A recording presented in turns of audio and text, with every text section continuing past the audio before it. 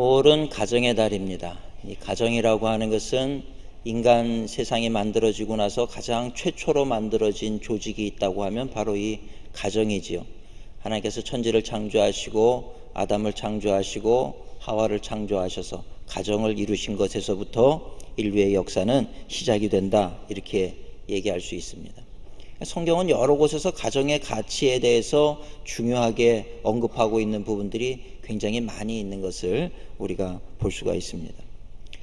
성경에 보면 이 복음의 핵심이라고 하는 부분, 우리가 잘 알고 있죠. 인간이 욕심으로 말미암아 죄를 범하게 되고, 그래서 하나님의 뜻대로가 아니라 인간의 욕심대로 살다가 멸망의 길로 그렇게 떨어지게 되지만, 하나님께서는 육신을 입고 이 땅에 오셔서, 그래서 우리를 대신해서, 죄의 삭은 사망이니까 우리 죄를 대신해서 죽으심으로 말미암아 우리에게 구원의 길을 열어주셨다. 그래서 이 구원의 그 은총을 내가 믿음으로 받아들일 때 성경은 뭐라고 얘기합니까? 하나님의 자녀가 되는 권세를 주셨다. 죄사함 받고 하나님의 자녀가 되는 이것이 복음의 핵심이란 말이죠. 복음의 핵심은 그런 겁니다. 하나님의 자녀, 이 하나님의 자녀가 된다라고 하는 말에서도 우리가 알 수 있듯이 성경은요, 하나님께서 우리 인간들을 자녀 삼기 원하신다. 그래서 하나의 우리 사람들과 하나님이 가족 공동체를 이루기를 원하시는 것이 하나님의 뜻이다라고 하는 것을 우리는 성경을 통해서 여러 곳에서 발견할 수가 있습니다. 탕자의 이야기도 그렇고, 하나님이 여러 곳에서 아버지로 소개가 되고 있는 부분도 그렇고, 암탉이 병아리를 품듯이 그렇게 우리 이스라엘 백성과 우리를 품으신다는 말씀도 바로 이런 아버지 되신 하나님, 가족 공동체로서의 교회, 이런 것들을 설명하고 있는 것으로 우리가 볼 수 있다는 이야기입니다. 한 가지 의문이 드는 것은, 하나님께서는 왜 우리와 그렇게 가족이 되기를 원하십니까? 라고 하는 그런 질문이 생길 수도 있겠어요. 근데 그 이유는 단 한 가지죠. 하나님이 우리를 사랑하시기 때문이라는 것입니다. 인간의 머리로는 우리를 향하신 그 하나님의 사랑의 크기와 깊이와 넓이를 측량할 수가 없어요. 어떻게 감히 알겠습니까? 그러나 하나님의 사랑은 우리의 생각을 초월해서 정말 우리가 생각하는 것보다 훨씬 더 깊은 사랑으로 우리를 사랑하시는 하나님이 되시는 줄로 믿습니다. 그러니까 이런 관점에서, 하나님의 사랑의 관점에서 보게 될 때 우리가 알아야 될 것은, 제가 매주일 지금 얘기를 하는 것 같아요. 하나님의 사랑에서 끊어질 수 있는 사람은 아무도 없다는 것입니다. 하나님께서는 구원받을 사람과 구원받지 못할 사람을 구분해 놓았다. 말이 안 되는 얘기라는 거예요. 하나님은 모든 사람이 구원을 받고 진리를 아는 데 이르기를 원하신다. 디모데전서에 분명히 그렇게 기록되어 있지 않습니까? 하나님의 사랑에서 끊어질 수 있는 사람은 아무도 없어요. 우리는 좋은 사람, 나쁜 사람, 또 어떤 사람, 이렇게 우리가 사람을 구분하지만 그 어떤 사람이 되었든 하나님의 사랑의 관점에서 볼 때는 구원받지 못할 사람은, 구원받을 만한 가치가 없는 사람은 아무도 없다라고 하는 것을 오늘 우리는 분명히 알아야 될 줄로 믿습니다. 그러나 그럼에도 불구하고 많은 사람들이 멸망의 길로 떨어지는 이유는 무엇입니까? 하나님께서 그렇게 결정해 놓으신 것이 아니고 사탄의 속임수에 속아서 그렇게 넘어지는 거예요. 그러니까 오늘 우리가 신앙생활하고 인생을 살아가는 데 있어서 제일 중요하게 생각해야 될 것은 사탄의 속임수라고 하는 부분입니다. 얼마나 교활하고 강렬한지 한번 물면 놓지를 않아요. 한번 우리의 생각을 사로잡으면 그 생각 속에 빠져가지고 자기가 옳은 길을 간다고 생각을 하고 그 멸망의 길을 향해서 달려가는 사람들이 얼마나 많은지 모른다는 이야기입니다. 근데 이런 사탄의 속임수를 이기기 위해서는 우리가 연대를 하는 것이 참 중요하죠. 우리 협력하는 사람들이 있는 것이 중요해요. 더 강력한 뭔가를 원한다라고 하면 가족 공동체가 필요하다는 거죠. 근데 이 가족이라고 하는 존재는 굉장히 강력한 유대관계를 가진 존재가 바로 이 가족입니다. 군대에서는 전우회를 얘기하죠. 우리 전우들이 이 군대에서 이 전우회가 강해서 우리는 전쟁을 해도 이긴다 그러지만, 강력해 보이고 훈련을 받는 그 군대보다 더 강력한 조직이 뭔지 아십니까? 군대보다 더 강력한 조직이 사실은 이 가족이라는 거예요. 가족보다 강한 것은 있을 수가 없어요. 미국에서 지진이 나가지고 이렇게 다 무너진 곳에 이렇게 그 건물 잔해들을, 사람을 구조하기 위해서 이 무너진 이 건물의 그 돌덩어리들을 옮겨내다가 발견하는 장면이 무엇입니까? 한 연약한 어머니가 아기를 보호하기 위해서 그 아이를 품에다가 안고 이렇게 죽어있는 그런 모습들을 우리가 보지 않습니까? 마지막 순간까지도 자녀를 보호하려고 하는 그런 마음이 있는 거죠. 미국에 살던 제 친구 목사님이 있는데 미국에서 이제 지진이 난 거예요. LA 쪽에서. 지진이 크게 나니까 막 건물이 휘청휘청 흔들리니까 이 아버지가 본능적으로 달려가 가지고 그때 그 당시에 어린 딸, 지금은 시집 가서 잘 살고 있습니다만은 그 딸 위에 가 가지고 혹시라도 이 무너지는 그 건물의 충격을 완화시키려고 그 아이 위에 엎어져 가지고 이렇게 그 아이를 보호를 하고 있었던 거예요. 근데 그분 얘기로는 조금 있다가 누군가 오더니 자기 위에 또 이렇게 자기를 덮드라는 거예요. 보니까 사모님이 와가지고 자기를 덮는데 그 순간 아주 당황을 했었다, 이 얘기를 하더라고요. 그게 뭡니까? 가족이니까 어떻게 해서든지 내가 고통을 당하더라도 가족에게 그 고통을 감소시키기 위해서 그렇게 보호하고자 하는 마음을 가지고 그렇게 연약한 아기부터 해가지고 보호하려고 그 위에 엎드러지는 모습이, 그것이 가족의 모습이라고 하는 거죠. 세상에 누군가가 나를 위해서 그렇게 해줄 사람은 없어요. 가족이니까 그렇게 하는 거예요. 그래서 이 가족이라고 하는 것은 굉장히 부드럽고 유연한 조직 같지만 사실 세상에 그 어떤 조직보다 강력한 것이 이 가족 조직이라고 하는 것입니다. 그래서 우리가 인생을 사는 데 있어서 나에게는 가족이 있습니다. 나를 지지해주고 믿어주는 아버지가 있고 어머니가 계시고 또 나를 사랑하고 나를 격려해주는 그런 형제들이 있고 할아버지가 있고, 이 가족 공동체라고 하는 존재에 내가 속해 있다라고 하는 것은 우리가 세상을 살아가는 데 있어서 굉장히 힘이 되고 격려가 되고, 어려운 문제가 온다 할지라도 그것을 이겨나갈 수 있는, 또 나를 지탱해주는 그런 힘이 되는 것이 바로 가족 공동체라고 하는 것이죠. 오늘 본문 말씀은 예수님께서 이런 가족 공동체에 대해서 말씀을 하고 있어요. 근데 잘못 오해하면 안 되는 부분입니다. 오늘 예수님께서 복음을 전하고 계시는데 어머니 마리아와 동생들이 찾아온 거예요. 동생들이 찾아와서 형님을 만나려고 그러고, 어머니는 아들을 만나려고 왔는데, 그래서 누군가가 당신 어머니와 동생들이 왔습니다. 그러니까 예수님이 말씀하시는 게 누가 내 어머니고 누가 내 동생들이냐? 여기 있는 하나님의 말씀대로 살고자 하는 자들이 내 어머니고 내 동생들이다, 이렇게 얘기를 하는 거예요. 오해해서 들으면 예수님은 당신의 그 어머니와 형제들을 부인해버리는 것처럼 이렇게 보일 수도 있는 부분이죠. 그러나 이 부분은 그렇게 오해해서 보시면 안 되고, 이 부분은 뭘 얘기합니까? 새로운 가족 공동체라고 하는 것, 믿음의 공동체, 하나님을 중심으로 한 이 믿음의 공동체가 무엇인가? 그리고 그 공동체에 모든 사람들이 각 일원으로 가족으로 오라고 하는 그런 초청의 부르심이라고 하는 것을 오늘 우리는 알아야 된다는 것입니다. 저는 오늘 이 본문 말씀을 통해서 우리를 당신의 가족 공동체의 일원으로 부르셨다라고 하는 것이 무슨 의미가 있는지 두 가지 말씀을 잠시 전하고 함께 은혜를 나누고자 합니다. 첫째는 놀라운 일을 행하는 자로 우리를 부르셨다라고 하는 것입니다. 예수님께서 예수님의 가족 공동체 안에 일원으로 다 와라. 우리 한 사람 한 사람, 저와 여러분이 그렇게 선택받고 초청받은 자인 줄로 믿으시기를 축원합니다. 거기에는 여러 가지 아주 많은 의미가 있어요.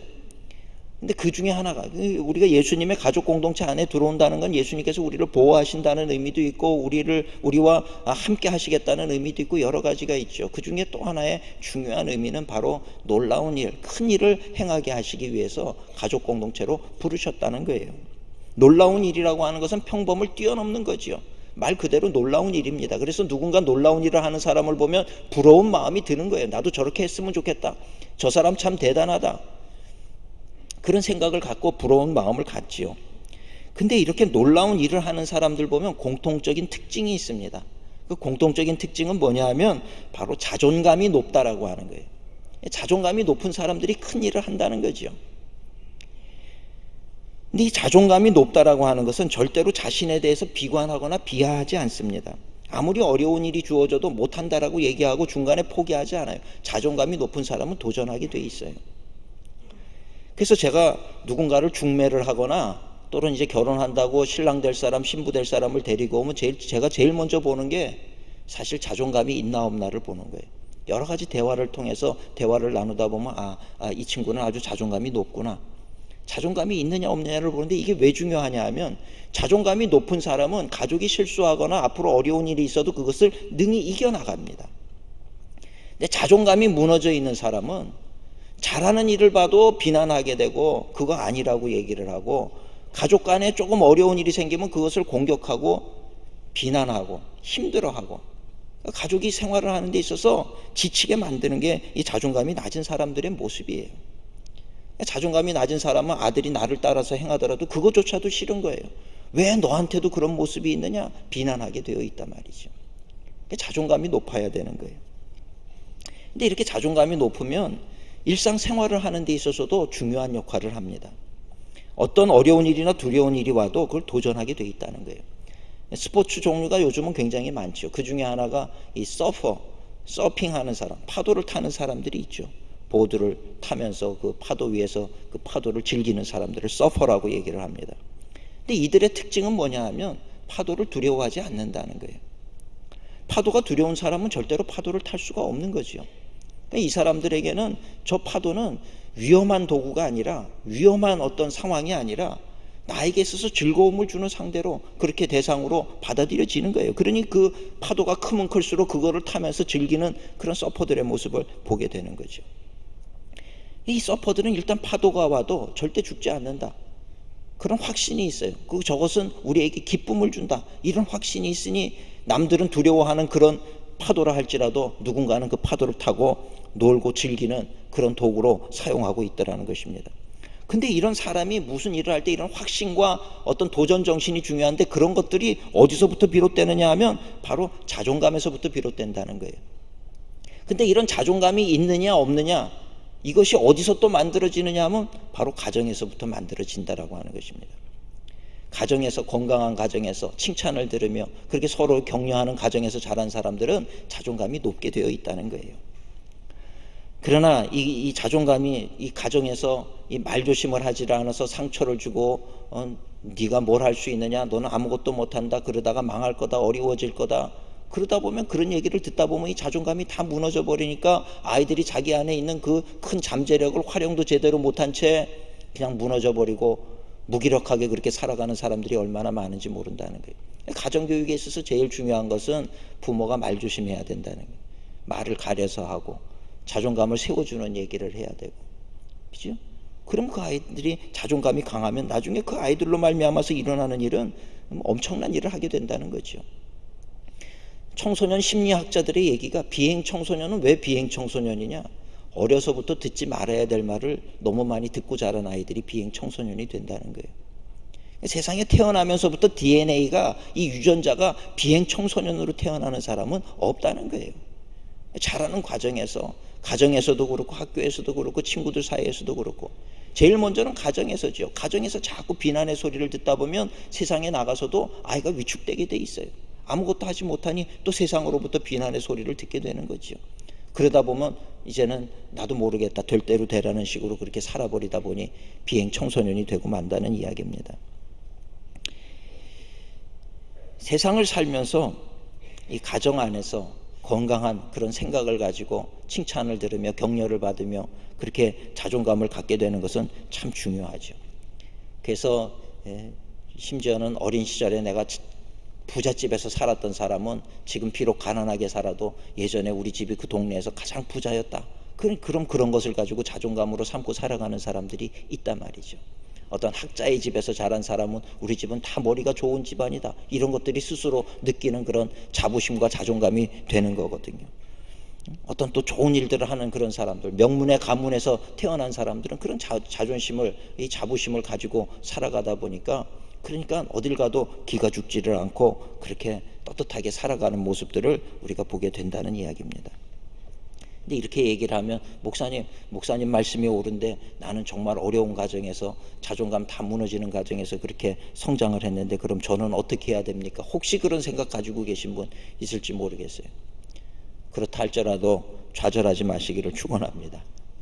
왜냐하면 오늘 그래서 예수님의 이 말씀이 참 복된 말씀이라는 거예요.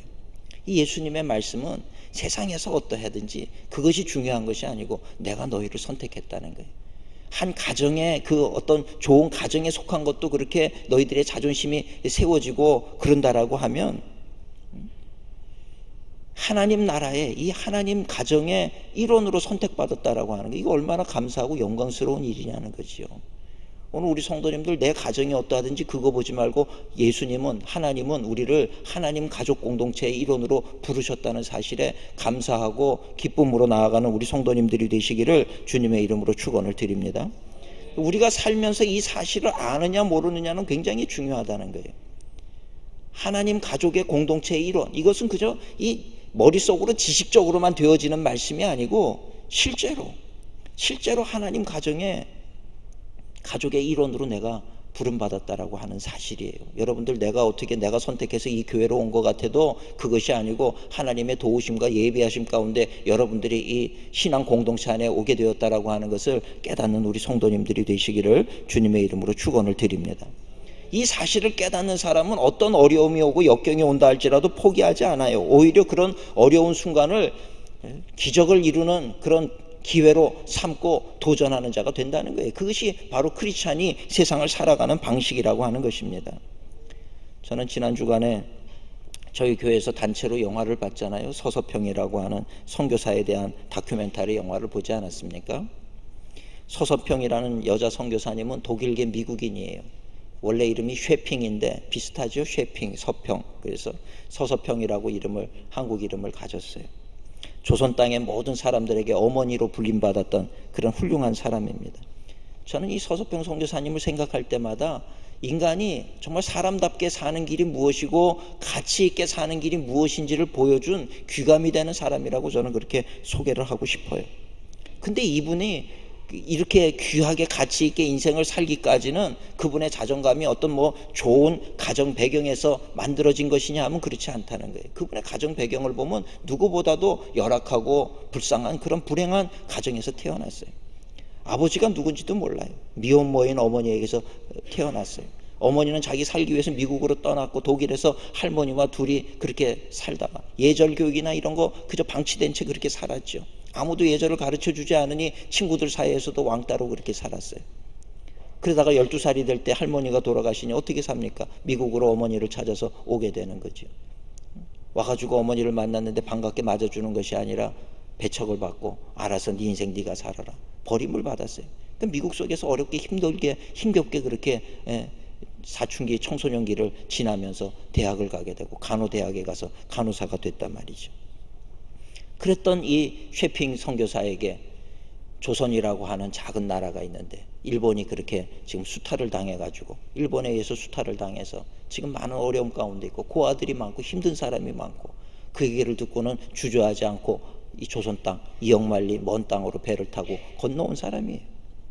그러고는 그 나환자들을 돌보기 시작하고 길거리에서 죽어가는 사람들을 돌보기 시작하고 고아로 버려진 사람들, 자기가 그 고아의 처지가 됐으니 그 아이들이 얼마나 힘든지를 아니까 그 아이들을 다 자기의 양자로 삼은 거예요. 양자로 삼으며 돌보면서 자기의 집에서 아이들에게 공부를 가르치고 그 집이 나중에 개조가 돼가지고 학교가 되고 큰 영향을 미치는 그런 삶을 살게 된 거죠. 그런 인생을 살았던 사람이 바로 이 서서평 선교사입니다. 저는 이번에 이 다큐멘터리 영화를 보면서 우리가 갖는 의문에 대해서 답을 주시는 분이다 이런 생각을 했어요. 우린 간혹가다 그런 질문 하잖아요. 왜 하나님 나입니까? 왜 내가 이런 고난을 당해야 됩니까? 왜 나는 이런 어려운 문제를 당해야 됩니까? 우리 이런 질문 하지 않습니까? 서서평 선교사도 마찬가지예요. 가정에서 평범한 가정에서 자란 것도 아니에요. 아이들에게 친구들에게 놀림을 받으면서 아버지도 없는 상태에서 그렇게 성장을 했어요. 누구보다도 불행한 그런 삶을 살았던 사람이 서서평 선교사라는 얘기입니다. 그러나 그는 그렇다고 해서 이런 고난에 대해서 비난하지 않았어요.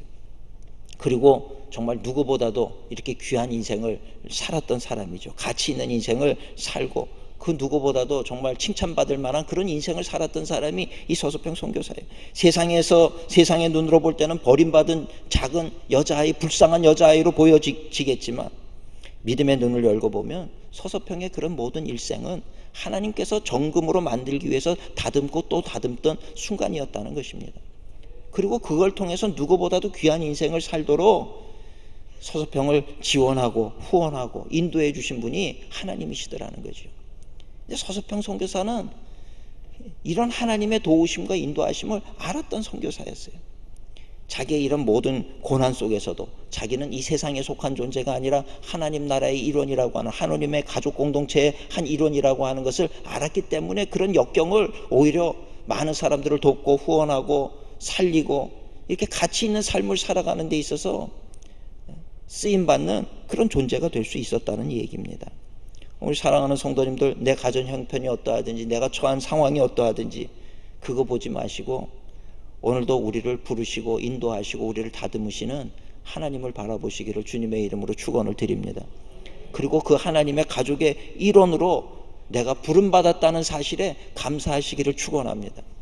이 사실을 깨닫게 되면요, 하나님은 우리로 하여금 우리가 상상할 수 없는 놀라운 일을 행하도록 우리를 인도하시는 하나님이 되시는 줄로 믿습니다. 두 번째로 오늘 예수님의 말씀이 의미하는 것은 진정한 가족의 개념을 우리에게 가르치셨다라고 하는 거예요. 진정한 가족의 개념을 우리가 알아야 돼요. 근데 그걸 가르치셨어요. 누가 가족이냐? 질문을 하면 우리는 일반적으로 나를 낳아준 부모님과 내 형제들이 가족입니다. 이렇게 얘기를 하죠. 작은 가족의 개념을 생각을 합니다. 근데 오늘 예수님은 우리 크리스찬들에게 있어서 가족은 세상의 모든 사람들이 가족이다. 범우주적인 가족의 개념을 얘기하는 거예요. 광의적인 가족을 얘기합니다. 세계적인 가족을 우리에게 가르치고 있는 거예요. 그 누구라 할지라도 우리는 다 가족이다. 이런 얘기를 하는 거죠. 일반 법적으로는 가족 그러면은 8촌까지가 가족입니까? 몇 촌까지가 가족이에요? 보통 8촌이라고 얘기를 하는 것 같아요. 근데 이게 8촌까지만 가족이라고 하면 여기 모순이 생기는 거예요. 어떤 모순이 생기냐 하면 내 아버지에게 8촌이 있어요. 또 나는 나를 중심으로 해서 8촌이 있어요. 그러면 내 아버지에게 가족이 나에게 있어서는 가족 아닌 사람도 있을 수 있다는 거예요. 그렇지 않습니까? 내 사랑하는 어머니에게 가족이 나에게는 가족 아닌 사람이 있을 수가 있어요. 어머니의 8촌과 나의 8촌은 다르기 때문에. 할아버지의 8촌과 나의 8촌은 다르기 때문에 내가 할아버지를 사랑해도 할아버지의 가족이 나의 가족이 아닌 사람들이 있을 거라는 얘기죠. 그죠? 그러니 만약에 우리가 가족으로서 아버지의 가족은 나의 가족입니다. 어머니의 가족은 나의 가족입니다. 할아버님의 가족은 나의 가족입니다. 누가 됐든 나는 내가 사랑하는 할아버지의 가족도 내 가족입니다. 아버지의 가족도 내 가족입니다. 이런 마음이 있다라고 하면 사실 우리의 가족의 개념은 확대되어질 수밖에 없다는 거예요. 점점 올라가는 거죠. 할아버지의 가족이 나의 가족이고 그 할아버지의 가족이 나의 가족이고 그럼 어디까지 올라가겠어요? 아담까지 올라가는 게 아담까지. 그리고 모든 사람이 세상의 모든 사람이 한 뿌리에서 나왔기 때문에 가족 아닐 수가 없어요. 근데 그것이 맞는 것이 왜 맞냐 하면 우리 살아가는 이 세상을 살아가는 모든 존재들은요 사실 그 생명이 하나님으로부터 온 사람들이거든요. 그러니 하나님이 우리 아버지가 되시고 우리는 모두가 다 하나님 안에서 한 형제요 자매가 된다라고 하는 것이 맞다는 얘기입니다. 오늘 예수님의 말씀도 이런 가족의 한계를 무너뜨리는 거예요. 너희 눈에 보이는 그 작은 가족만이 가족이 아니라 우리가 하나님의 뜻대로 살고자 하는 모든 사람들이 다 우리의 가족이다. 이 개념을 가지고 이 생각을 가지고 세상을 살아야 된다. 이 축복의 말씀을 주는 거지요. 저는 선교를 할 때마다 그저 남들보다 우리가 이젠 한국이 잘 사는 나라 되지 않았습니까? 잘 사는 나라, 부자교회, 큰 교회, 남들보다 뭔가를 가졌기 때문에 내가 도와주기 위해서 선교를 간다라고 생각해 본 적은 단 한 번도 없었어요. 가족이기 때문에 누가 됐든 어떤 나라이든 예수 그리스도를 주로 고백하는 내 가족이 있는 곳, 그곳에는 당연히 하나님의 마음을 가지고 와서 어려우니까 도와야 되고 가족이기 때문에 돕는 거죠. 가족이 어려움 당했는데 돌아보지 않으면 어떻게 가족이라고 할 수가 있겠습니까? 형이 동생을 사랑하는 마음으로 세계 여러 나라를 다니면서 그런 사람들을 만나다 보니까 생면부지에 처음 만나는 사람들도 있지요. 근데 정말 같이 찬양을 하고 손을 붙잡으면 정말 내 잃어버린 동생을 만난 것 같은 그런 마음을 가지고 그 사람들을 만날 때가 있다는 얘기예요. 그럴 때 성령님께서 제 마음 가운데 감동을 부어주세요. 너의 형제다. 너희가 돌봐야 될 형제다. 너희가 기도해야 될 형제다. 이런 마음을 주실 때는 이 마음속에 얼마나 큰 감동이 넘치는지 모른다는 것입니다. 제가 예전에 중국에 방문을 하게 됐다가 계획에는 없었지만 잠깐 방문을 하게 된 적이 있어요. 소수 민족들이 있는 그 신학교를 방문을 했는데 그때 여러 목사님들과 함께 같이 방문을 했어요. 우리가 온다고 아주 옷도 그렇게 뭐 가진 것이 없으니 초라해 보이죠. 그런 옷을 입고 아이들이 겨울에도 추운 겨울에도 일을 하니까 손이 다 트고 얼굴도 잘 씻지를 못해서 까맣고 이런 아이들이 모여가지고 우리 이제 손님들이 왔다고 찬양을 준비해서 찬양을 부르는 거예요.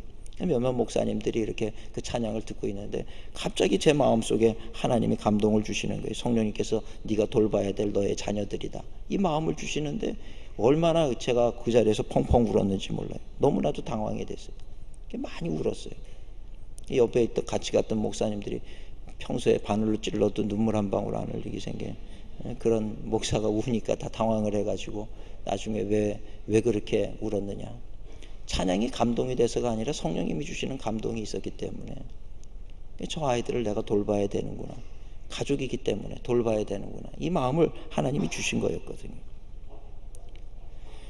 한 번은 태국의 산족에 선교를 갔던 적이 있습니다. 짧은 시간이었는데 아주 정이 많이 들었어요. 그래서 제가 그 청년들에게 우리가 이제 또 언제 만날지 모르겠지만 건강해야 된다. 잘 지내자. 승리하자. 그랬더니 그 청년이 의외의 얘기를 하는 거예요. 목사님, 우리가 언제 다시 볼지는 모르지만 분명한 것은 천국에서 하나님 보좌 앞에서 우리가 다시 만난다는 사실입니다. 그러면서 나한테 그 얘기를 하는 거예요. 우리가 하나님의 가족으로서 하나님 보좌 앞에서 언젠가 만나게 될 거다. 그때는 우리가 말이 통하니까 이렇게 누구 통역을 안 세우고도 우리가 같이 정말 마음껏 못 나눈 이 얘기를 나누게 될 때가 올 거다. 이 얘기를 하는데 제가 이게 가족이라고 하는 것에 대한 것이 다시 한번 또 제 마음속에 오는 것을 경험을 했습니다. 얼마 전에는 신기한 경험을 했어요. 제가 평소에 존경하고 그분의 책을 많이 보던 목사님이 계신데 이분이 한국에 왔는데 우연한 자리에서 그분을 내가 만난 거예요. 그래서 제가 그분에게 목사님 이렇게 저를 모르시겠지만 만나 뵈서 너무 반갑다. 그러면서 한국에 머무시는 동안 잠깐 시간을 내주셔서 같이 그래도 차라도 한잔하고 식사라도 하고 그렇게 했으면 좋겠다 그랬더니 이분이 흔쾌히 목사님 그러자고 그러면서 약속 시간을 잡았어요. 여러분 참 생각을 해보세요. 길을 가다가 누구를 만났는데 우리 같이 밥이나 먹읍시다 그러면 이상하게 생각하지 않겠습니까? 근데 우리가 이미 그리스도인이라고 하는 그 울타리 안에 있기 때문에 그런 만남이 처음 만나서 식사를 하자 그러는 것이 어색하지가 않더라고요. 그 이분을 만나가지고 같이 식사를 하고 대화를 하고 이런저런 얘기를 했어요. 보니까 저보다 5살이 많아요, 이분이. 그러더니 저한테 이제 책을 좀 소개하고 싶다 그래서 교보문고로 내려가가지고 그 서점에서 책을 뽑아주는 거예요. 제 손을 잡고 가면서 목사님 이 책 봐야 돼요. 목사님 이 책 봤어요? 못 봤는데요. 이 책 봤어요? 꼭 봐야 된다고 책을 뽑아주는데 한 30여 권을 뽑아주는 거예요. 이 책 꼭 봐야 된다고 막 책을 뽑아주는 거예요. 당신이 쓴 책 2권은 당신 돈으로 사가지고 사인을 해서 이건 내 책이니까 내가 사인해서 주겠다고 나한테 주시는 거예요. 그래서 제가 그래서 이 아주 두 가방을 들고 말이죠. 집에 왔어요. 왔는데 저는 장남이기 때문에 형이 없거든요. 근데 형의 사랑을 받은 느낌이 드는 거예요. 형이 있다면 이렇게 동생을 돌보겠구나. 그 순간에 나도 형이 있었으면 좋겠다는 생각을 평생에 처음 해봤어요. 물론 형이 다 그런 건 아닙니다. 이렇게 얘기하실 분이 많을 것 같아요. 그렇죠? 원수처럼 싸우고 형 없었으면 좋겠다고 생각하는 분들도 주변에 보면 많이 있더라고요. 근데 그 순간만큼은 그래서 제가 그분에게 문자를 보냈어요. 오늘 이렇게 만났는데 이 짧은 만남의 시간이었지만 책을 한 권 한 권 뽑아주고 보라 그럴 때 어떤 형의 사랑을 내가 느낄 수 있어서 너무 감사했다. 그랬더니 그분이 앞으로 계속 교제하자. 미국에 오면 연락해라. 그리고 이제 좋은 그런 관계가 됐어요. 근데 이런 모든 것들을 생각할 때 이런 게 가능한 이유는 하나님이 우리의 아버지가 되시기 때문이더라는 거예요. 그리고 하나님은 이런 가족 공동체가 더 커지기를 원하신다는 거죠. 왜냐하면 하나님의 사랑에서 벗어날 수 있는 사람은 아무도 없기 때문에. 오늘날 우리가 우리 주변에 스치고 지나가는 수많은 사람들이 어떻게 보면 나와 상관없는 사람처럼 여겨질 수도 있겠으나 사실은 상관없는 사람이 아니라 다 상관 있는 사람들이라는 거죠. 어찌 보면 집 나가서 아버지에게 아직 돌아오지를 못하고 방황하고 있는 동생, 탕자의 이야기에 나오는 그 동생 같은 모습으로 지금 지나가는 그 사람들을 보면서 형이 된 우리가 못 본 척하고 지나치는 것은 옳지 않다는 얘기입니다. 오늘 예수님은 오늘 우리를 당신의 가족 공동체, 하나님 나라의 가족 공동체로 부르셨어요. 그리고 잃어버린 동생들을 찾아오라고 우리에게 말씀하고 계시는 줄로 믿습니다. 저는 가끔 가다 그런 생각을 해봐요. 하나님의 아들 되신 예수님께서 소망하는 것이 있다라고 하면 무엇일까? 여러분 무엇이라고 생각하십니까? 하나님의 아들 되신 예수님께서 소망하는 것 뭐겠습니까? 세상의 모든 사람들이 다 하나님의 자녀가 되어서 하나님을 찬양하고 함께 예배하는 것, 이게 예수님의 소망 아니겠습니까? 하나님 아버지에게는 이것보다 더 기쁜 일이 없다는 거죠. 우리 사랑하는 성도님들, 이 귀한 사명을 위해서 예수님께서는 오늘 저와 여러분을 하나님 나라의 가족 공동체로 부르신 줄로 믿습니다. 우리가 한 마음으로 누구 미워하지 마시고요, 시기하고 질투하지 마시고요. 물론 살다 보면 미운 사람도 있어요. 때로 그냥 화가 나는 사람도 있겠죠. 그렇다 할지라도 그분의 장점을 바라보고, 작은 흠을 보는 게 아니라 장점을 바라보고, 하나님께서는 저분을 통해서 이런 귀한 일을 하는구나, 또 저분도 좀 부족한 부분도 있지만 하나님이 저분의 이런 장점을 보고 귀하게 쓰시는구나, 이렇게 생각하고 서로 격려하는 정말 진정한 의미의 가족 공동체가 됐으면 좋겠어요. 우리 사랑하는 성도님들, 교회에 와서 예배를 드리고 일상광림교회의 한 일원이 된다라고 하는 것은 그저 와서 예배 보고 돌아가는 것이 아니라 우리가 합심해서 한 마음이 되어서 하나님께서 부르신 그 부름의 상을 향해서 힘써 같이 달려나가는 것이, 이것이 가족 공동체의 또 교회로서의 바른 모습이 되어야 된다라고 하는 것입니다. 지금도 세상에는 보면 어려움 당하는 사람들이 많이 있습니다. 사탄은 우리를 향해서 그들은 너희의 적이다라고 얘기를 해요. 그들은 너희의 원수다 얘기를 합니다. 그러나 성령님은 아니다, 그들은 너희의 가족이다, 그들은 너희가 돌봐야 될 동생이다. 성령님은 그렇게 얘기하셔요. 영적으로 분별해 봐야 아는 문제가 아니에요. 성령님은 항상 그러세요. 세상에 어떤 사람이라도 우리가 돌봐야 할 가족이다라고 얘기를 하고 있다는 사실을 오늘 우리는 알아야 될 줄로 믿습니다. 오늘 우리 사랑하는 성도님들, 사람 미워하지 말고 우리가 서로 격려하고 협력하면서 자존감을 세워주고, 그러면서 하나님께서 우리에게 맡겨주신 놀라운 일을 감당하고 이뤄내는 우리 복된 우리 모든 일상광림교회 성도님들이 되시기를 주님의 이름으로 축원합니다.